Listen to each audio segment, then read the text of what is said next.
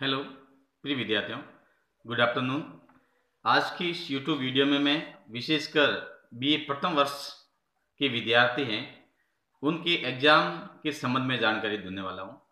और कई विद्यार्थियों के ग्रुप के माध्यम से या व्हाट्सएप के माध्यम से कई प्रकार के जो इंक्वायरी पूछी जाती है कि फॉर्म के बारे में है, तो मैं उनको ये बता देता हूँ कि आपके जो एग्ज़ाम फॉर्म भरने की जो तारीख है वो 10 फरवरी 2021 से प्रारंभ हो गई हैं।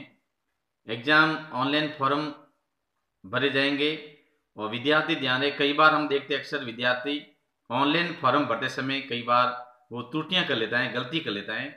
कई बार विद्यार्थी सीधा फॉर्म भर के उसकी फीस भी भरवा देते हैं, फॉर्म को लॉक करवा देता है।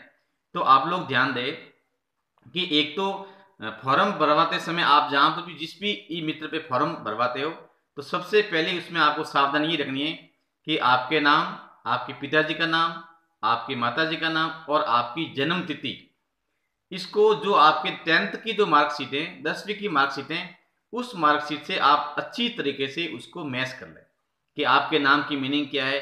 अगर नाम की मीनिंग के बीच में अगर स्पेस भी है, जैसे आपका नाम प्रकाश चंद्र है, तो प्रकाश और चंद्र के बीच में अगर स्पेस है तो आपको जो नाम में स्पेस है मार्कशीट में आपको वैसा ही आपको उसमें भरना है। ऐसा नहीं है कि आपने एक साथ अपना नाम भर दिया। तो एक तो आपको ये ध्यान रखना है, क्योंकि आगे अभी आपको प्रॉब्लम नहीं आएगी, लेकिन आगे आप जाओगे तो जैसे आपका आधार कार्ड है या बैंक डायरी है, आप यहाँ कोई भी फॉर्म भरते हैं तो उसमें आपको आगे बहुत ही दिक्कत आएगी। तो एक तो आप ये ध्यान दें कि आपके नाम की जो मीनिंग है उस मीनिंग के बीच में स्पेस है या नाम लगातार है, तो एक तो इसको चेक करें। एक आपके पिताजी का नाम चेक करें। कई बार ऐसे देखते हैं कि विद्यार्थी के जैसे नाम 10वीं की मार्कशीट में नाम के आगे जैसे गोत्र नहीं लगा हुआ है और 12वीं की मार्कशीट के आगे कोई जाति लगी हुई है, तो इसमें आप ध्यान दें कि क्योंकि अधिकतर आपकी जो मार्कशीट है आगे आप जैसे कोई संशोधित करवाना चाहो तो या तो उसमें मेन रूप से जो वैलिड होती है वो 10th की मार्कशीट होती है। उसमें आपका नाम, आपके मदर्स का नाम, फादर्स का नाम और जो जन्म तिथि विशेष करें, कई बार विद्यार्थी गलती से भर लेते हैं, तो इसका आप पूरा ध्यान रखोगे। दूसरी बात है आपकी जो कैटेगरी है, आप किस वर्ग से बिलोंग करते हो, जनरल है, SC ST OBC है, जो भी है उसमें एक को उसको इसी तरीके से भरना है। एक तो ये जाननी।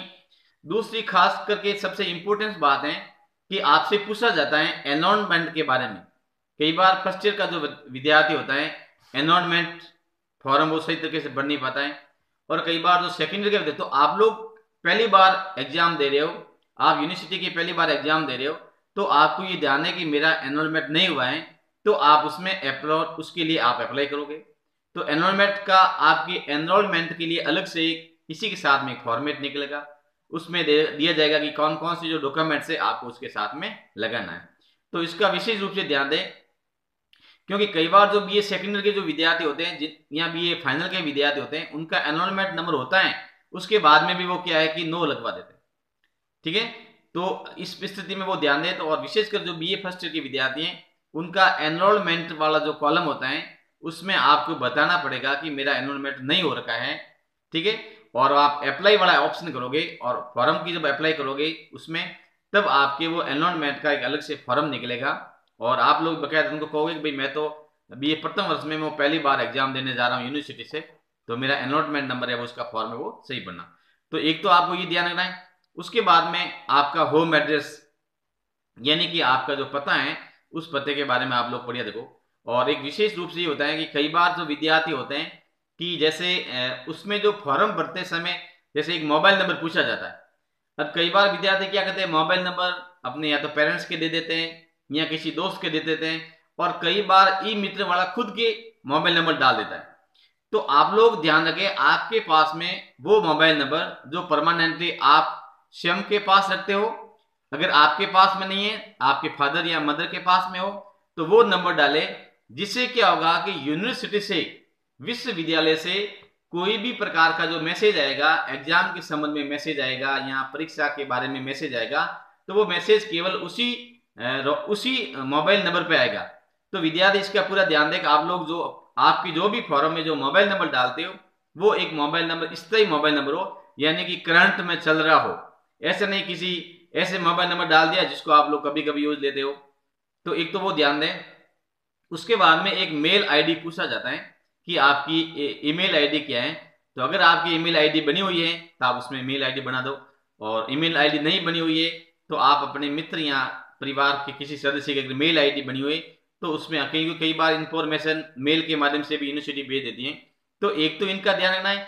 उसके बाद में आप एक तो ये, उसके बाद में जो सब्जेक्ट की बात आती है कि सब्जेक्ट में आप जो विशेषकर जो बीए प्रथम वर्ष के विद्यार्थी हैं, आपको मालूम है कि आपकी कंपल्सरी, हालांकि मैंने क्लास में भी आपको बताया था कि आपके दो तो कंपल्सरी पेपर लेने हैं। अब एक तो हिंदी और अंग्रेजी है, तो हिंदी अंग्रेजी में से आप जिसको लाइक करते हो, अधिकतर विद्यार्थी हिंदी लेते हैं।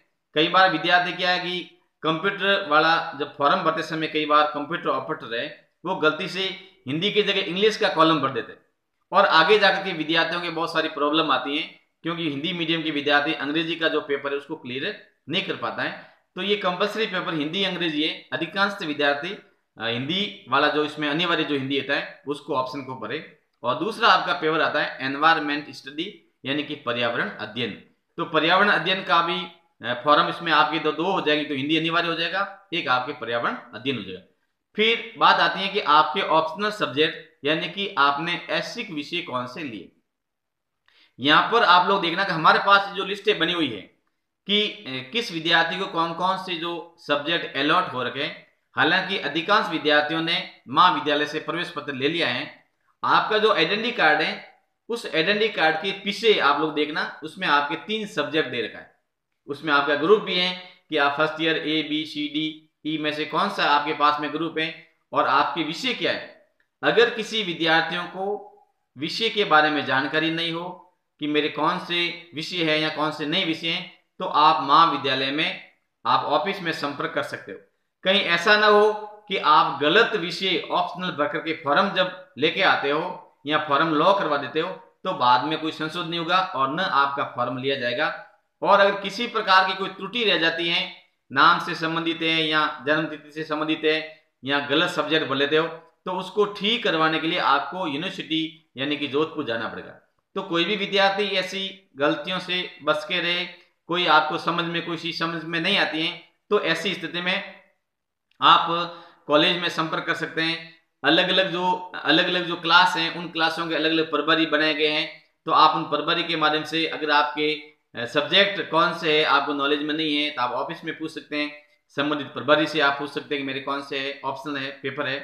और उसके बाद में आप लोग जब फॉर्म भरते हो तो फॉर्म भरने के बाद में एक बार आप कॉलेज में फॉर्म चेक करवा दो कि आपका भरा हुआ फॉर्म सही है या नहीं है। कई बार क्या करता है कि विद्यार्थी ई मित्र पे फॉर्म भरवाने जाता है और ई मित्र वाला फॉर्म को पूरा लॉक कर देता है भर के, उसके बाद में वो फीस भी भर लेता है। तो आप लोग फीस भरने से पहले एक बार कॉलेज में फॉर्म चेक करवा दो, क्योंकि फॉर्म में कोई त्रुटि है तो उस त्रुटि को हम लोग सही करवा देंगे, तो आप वापस ई मित्र पे उसको एडिटिंग करके वापस सही करवा सकते हो। और अन्यथा अगर आपकी त्रुटि रह गई तो फिर आपकी कुछ प्रॉब्लम भी हो सकती है। तो इस चीज़ों का विद्यार्थी विशेष रूप से ध्यान रखेंगे। मैंने आज की इस यूट्यूब वीडियो में जो विशेषकर जो बातें बताई हैं कि बीए प्रथम वर्ष के विद्यार्थियों के लिए, और आपकी जो डॉक्यूमेंट्स है आपके 10th की 12th की मार्कशीट की लगेगी, इसमें आधार कार्ड से संबंधित कोई जानकारी है तो वो भी इसमें लगेगा। और जो भी आपकी जो डॉक्यूमेंट्स हैं, आप जब वो फॉर्म भरोगे तो उस फॉर्म के साथ में लिस्ट आएगी, उस लिस्ट में बताया जाएगा कि आपने फॉर्म के साथ में कौन कौन से डॉक्यूमेंट सबमिट किए, उस पर आपको टिक लगवानी होगी। तो ये भी जानकारी हम लोग जब आप फॉर्म चेक करवाओगे तो उस समय हम लोगों को बता देंगे। ये तो विशेष रूप से जो जानकारी थी बीए प्रथम वर्ष के विद्यार्थियों के लिए, और अक्सर सेकेंड ईयर और फाइनल के जो विद्यार्थी हैं उनके तो ज़्यादा दिक्कतें नहीं रहती हैं, क्योंकि उनको पहले से ही एग्जाम फॉर्म भरने का अनुभव है। फिर भी मैं उनके लिए भी कह देता हूँ कि आप लोग अगर आपके एनरोलमेंट हो रखे हैं तो उसमें आप लोग है वो एनरोलमेंट वाला जो कॉलम है उसमें यस करके आपकी जो एनरोलमेंट नंबर है उस एनरोलमेंट को उसमें आप एंट्री कर देना। उसके बाद में हो सकता है कि आपने एनरोलमेंट के लिए अप्लाई किया था लेकिन आपका एनरोलमेंट अभी आया नहीं है, तो आप लोग अप्लाई करके छोड़ दो। ये ध्यान रखना, विशेषकर सेकेंड ईयर और फाइनल के विद्यार्थी। और कोई भी फॉर्म से संबंधित अगर कोई भी आपको कोई जानकारी अगर समझ में नहीं आती है तो आप ऐसी स्थिति में किसी व्याख्याता महोदय से आप व्यक्तिगत रूप से भी मिल सकते हो, और आप ऑफिस में भी पूछ सकते हो। और अलग अलग फॉर्म भरवाने के लिए जो अलग अलग कमेटियाँ कॉलेज में जो बनाई गई हैं उस कमेटियों के माध्यम से भी आप लोग मिल सकते हो। जैसे मेरे पास में ये बीए अंतिम वर्ष एवं एमए उत्तरार्ध की जो फॉर्म है वो मेरे पास में दे रखे हैं, तो उससे संबंधित कोई भी जानकारी हो तो आप मुझसे पूछ सकते हो। तो आज की इस यूट्यूब वीडियो में मैंने विशेषकर परीक्षा फॉर्म के बारे में किस प्रकार की जानकारी रखनी है, फॉर्म कैसे भरना है, आपको पहले फॉर्म कंप्यूटर पे भरना है, उसकी फॉर्म की हार्ड कॉपी निकाल करके कॉलेज में लाना है और कॉलेज में उसकी जांच करवानी है कि आपका नाम, पिताजी का नाम, जन्म तिथि, आपके 10-12 के जो मार्क्स है वो सही तरीके से आपने फिलअप किया है या नहीं किया गया है। तो पूरी डिटेल वो चेक करवाने के बाद जब यहाँ से ओके करते हैं तभी आप जाकर के अपनी ई मित्र में एग्जाम की फीस भरोगे और फीस भरने के बाद में फिर फॉर्म को कॉलेज में सबमिट करवाओगे। तो आशा करते हैं कि आज की इस यूट्यूब वीडियो में आप लोगों ने फॉर्म से संबंधित काफ़ी जो जानकारी है वो ग्रहण कर ली होगी, आपकी चीज़ें समझ में आ गई होगी। उसके बाद में भी अगर आपकी कोई त्रुटिवश कोई जानकारी समझ में नहीं आई है तो आप लोग महाविद्यालय में संपर्क कर सकते हो, कॉलेज के समय में आप संपर्क कर सकते हो। धन्यवाद।